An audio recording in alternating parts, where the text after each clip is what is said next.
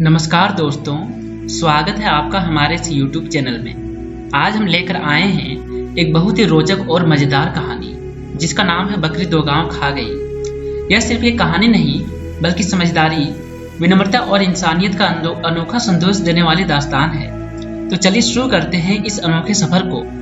सालों पहले की बात है, एक किसान सड़क पर भागते हुए चिल्ला रहा था और कह रहा था कि बकरी दो गांव खा गई, बकरी मेरे दो गांव खा गई। लोग उसकी इस बात को सुनकर बड़े हैरत में पड़ गए कि भला एक बकरी दो गांव कैसे खा सकती है। उस राज्य के राजा के कुछ सेवकों ने भी उस किसान के इस बात को अपने कानों से सुना और हैरान हो गए। फिर उस किसान को सेवकों ने पकड़कर राज दरबार में राजा के सामने पेश किया। फिर राजा से उसकी इस अजीबोगरीब बात को बताया गया कि यह किसान पूरे मोहल्ले में पागलों की तरह चिल्लाते हुए कह रहा है कि बकरी मेरे दो गांव खा गई।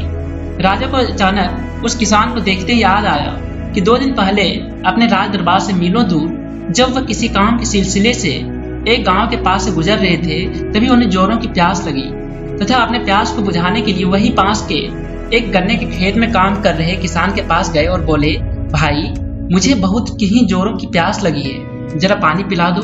तो किसान बोला, हुजूर यहाँ इस खेत में पानी तो नहीं मिलेगा, परंतु मैं आपको गन्ने का रस अवश्य ही पिला सकता हूँ। राजा बोले, कोई बात नहीं, गन्ने का रस ही पिला दो। किसान यथाशीघ्र जल्दी से एक लोटे में गन्ने का ताजा रस निकालकर पीने को दे दिया। राजा साहब गन्ने का ताजा रस पीकर बोले, हे किसान भाई, यह गन्ने का रस बहुत ही ठंडा और मीठा है। यह कितने गन्ने का रस है? किसान बोला, हुजूर यह केवल एक गन्ने का रस है। राजा साहब बोले, क्या बात कर रहे हो? भला एक गन्ने से पूरा एक लोटा भर रस कैसे निकल सकता है? किसान बोला, भाई यह हमारे राज्य के राजा की कृपा है। उनके नेक दिल और यह दरिया दिली की वजह से ऐसा संभव हो पाता है कि एक गन्ने से एक लोटा भर मीठा और स्वादिष्ट रस निकलता है। राजा बोले, ठीक है, मुझे यह बताओ कि तुम इस गन्ने की खेती का कितना लगान देते हो? राजा बोले, किसान बोला, मात्र 25 पैसे। किसान की इस लगान वाली बात को सुनकर राजा को बहुत ही हैरानी हुई कि इतने स्वादिष्ट गन्ने की खेती का लगान मात्र 25 पैसे यह किसान देता है। वापस राज दरबार जाकर इसका लगान और बढ़ा दूंगा। चलो ठीक है किसान भाई, जाते जाते एक लोटा और गन्ने का रस पिला दो। किसान बोला, ठीक है। इतना कहकर किसान एक गन्ना तोड़कर रस निकाला, परंतु लोटा नहीं भरा। फिर एक और गन्ने से रस निकाला, फिर भी लोटा नहीं भरा। फिर एक और गन्ना तोड़ा और रस निकाला, लेकिन इस बार भी लोटा नहीं भरा। किसान मायूस होकर खाली भरा रस का लोटा पीने को दिया। राजा बोले, अरे भाई, यह लोटा खाली क्यों है, पूरा भरा क्यों नहीं? किसान मायूस होते हुए बोला, जनाब, लगता है हमारे राजा का नियत खराब हो गया है। गन्ने के बारे में कुछ गलत सोच लिए हैं हमारे राजा साहब। राजा के पैरों तले जमीन खिसक गई।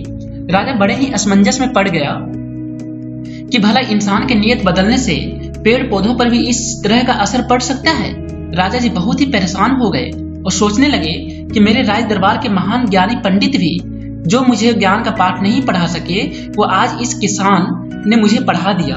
फिर राजा ने किसान से पूछा कि हे किसान, तुम जानते हो मैं कौन हूँ? किसान बड़ी ही हैरानी पूर्वक राजा की तरफ देखते हुए उत्तर दिया, नहीं, मैं नहीं जानता आप कौन है। फिर राजा ने बताया कि मैं तुम्हारे राज्य का राजा हूँ। किसान डरते हुए बोला, राजा साहब, अगर मुझसे कोई गलती हो गई हो तो मुझे माफ करें। राजा बोले, हे किसान, माफी मत मांगो, तुमने कोई गलती नहीं की है, अपितु तुमने मुझे बहुत ही बड़ा ज्ञान का पाठ पढ़ाया है जो बड़े बड़े विद्वान भी नहीं पढ़ा सके। मैं आज से तुम्हारे आगे के सारे लगान सुन्नी करता हूँ। अब जल्दी से जाओ और लोटा भरकर गन्ने का रस ले आओ। किसान जल्दी से एक गन्ना तोड़ा और उससे रस निकाला। इस बार एक ही गन्ने से के रस से पूरा लोटा भर गया। फिर राजा साहब को दिया। राजा ने उस रस को पिया। फिर एक पीपल के पत्ते पर इस किसान को 2 गांव देने का हुक्म लिखकर उस किसान को दिया और बोले कि कल राज दरबार आकर यह पत्ता दिखाकर अपना पक्का कागज बनवा लेना। राजा अपने राज दरबार को चले गए और किसान उस पत्ते को अपने बगल में रखकर काम करने लगा। तभी उस किसान की बकरी घास चरते चरते उस पीपल के पत्ते के पास जा पहुंची और पत्ते को खाना शुरू कर दिया। जब तक किसान का ध्यान उस पत्ते पर जाता, तब तक बकरी उस पत्ते को पूरी खा गई थी। किसान ये सोचकर रोने लगा कि बिना पत्ते के राजा साहब मुझे पहचानेंगे कैसे। राजा के दरबार की तरफ दौड़ते हुए चिल्लाने लगा कि हाय, बकरी मेरे 2 गांव खा गई। राजा को किसान की बकरी के 2 गांव खा गई वाली बात पर हंसी आ गई। फिर राजा ने किसान को शांत कराते हुए पक्के कागज पर 2 गांव देने का हुक्म लिख कर दिया और कहा, किसान इस बार इस 2 गांव को बकरी से बचा कर रखना। राजा की इस बात पर राज दरबार के सभी लोग ठहाके लगाकर हंसने लगे। तो दोस्तों, ये थी हमारी कहानी बकरी 2 गांव खा गई। उम्मीद है कि इस कहानी से आपको भी ये सीख मिली होगी कि नियत साफ हो